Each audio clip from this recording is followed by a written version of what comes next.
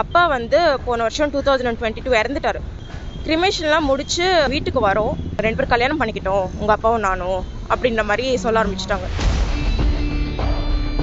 Rowdies எல்லாம் கூட்டிட்டு வந்து எங்கள் வீடு ஒன்று இருந்தது, அதுலேருந்து எங்களை வெளில துரத்திட்டு அந்த வீடை கூட ஆக்கிரமிச்சிட்டாங்க. எழுதி கொடுக்க முடியாதுன்னா உங்களை வேற மாதிரி நான் பார்த்துப்பேன், உங்கள் குழந்தைலாம் அப்புறம் என்ன ஆகும்னு எனக்கு கேட்கக்கூடாது. நிறைய ஃபோன் கால் அதெல்லாமே வந்து த்ரெட்டன் பண்ணிட்டு இருக்கு. சென்னை புழல் அடுத்த கதிர்வேடு மகாலட்சுமி நகர் 3வது தெருவில் வசித்து வருபவர் கீர்த்தனா நாகலட்சுமி. இவரது தாய் பத்மாவதி கடந்த 2015ஆம் ஆண்டு இறந்துவிட்டார். தாயை இழந்த கீர்த்தனா நாகலட்சுமி தனது சகோதரி மற்றும் தந்தை ராஜாவுடன் வசித்து வந்தனர். ராஜா தமிழக காவல்துறையில் சட்ட ஆலோசகராக இருந்ததாக கூறப்படுகிறது. இந்த நிலையில் கடந்த 2018ஆம் ஆண்டு ராஜா வீட்டுக்கு 57 வயதான பத்மா என்ற பெண் வேலை கேட்டு வந்துள்ளார்.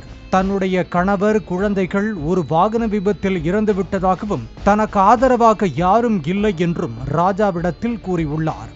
இறக்கப்பட்ட ராஜா தனது வீட்டில் அந்த பெண்ணுக்கு வேலை கொடுத்துள்ளார்.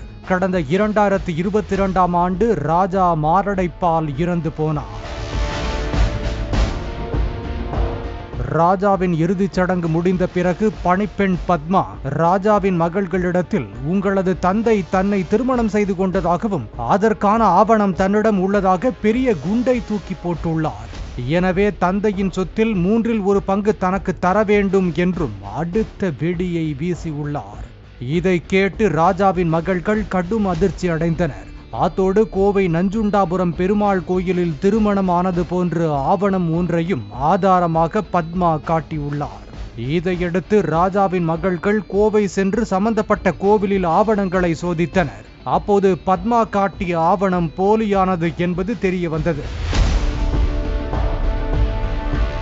இதற்கிடையே பத்மா தனது உறவினர்களான வெண்ணிலா, ரவிச்சந்திரன் ஆகியோருடன் சேர்ந்து ராஜா பெயரில் இருந்த ஹோண்டா சிட்டி காரை கடந்த மார்ச் மாதம் 14ஆம் தேதி யாருக்கும் தெரியாமல் எடுத்துச் சென்று 7 லட்சத்துக்கு விற்பனை செய்துள்ளார். இதையடுத்து காரை திருடி விற்றது தொடர்பாக ராஜாவின் மகள்கள் நீலாங்கரை போலீஸ் நிலையத்தில் புகார் அளித்தனர். தொடர்ந்து பத்மா, வெண்ணிலா, ரவிச்சந்திரன் ஆகியோரை போலீசார் கைது செய்து ஆலந்தூர் நீதிமன்றத்தில் ஆஜர்படுத்தி சிறையில் அடைத்தனர். அப்பா வந்து போன வருஷம் 2022 இறந்துட்டாரு. ஹார்ட் அட்டாக்னு சொன்னாங்க. சரி, ஓகே, எல்லாமே ஓகேன்னு சொல்லிட்டு கிரிமேஷன்லாம் முடிச்சாச்சு. கிரிமேஷன்லாம் முடிச்சு அப்பாவை எரிச்சிட்டு வீட்டுக்கு வரோம்.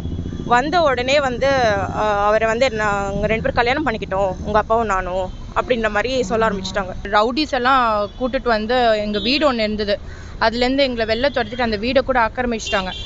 எழுதி கொடு அப்படின்னாரு. எழுதி கொடுக்க முடியாதுன்னா உங்களை வேற மாதிரி நான் பார்த்துப்பேன், உங்கள் குழந்தைலாம் அப்புறம் என்ன ஆகும்னு எனக்கு கேட்கக்கூடாது அப்படி இப்படின்லாம் மிரட்டிட்டு ரொம்ப இன்னமும் நிறைய ஃபோன் கால் அதெல்லாமே வந்து த்ரெட்டன் பண்ணிட்டு இருக்கு. இப்போ இந்த எஃப்ஐஆர்ல ஃபோர்ஜரியில் தான் அவளை பிடிச்சி உள்ளே போட்டிருக்காங்க.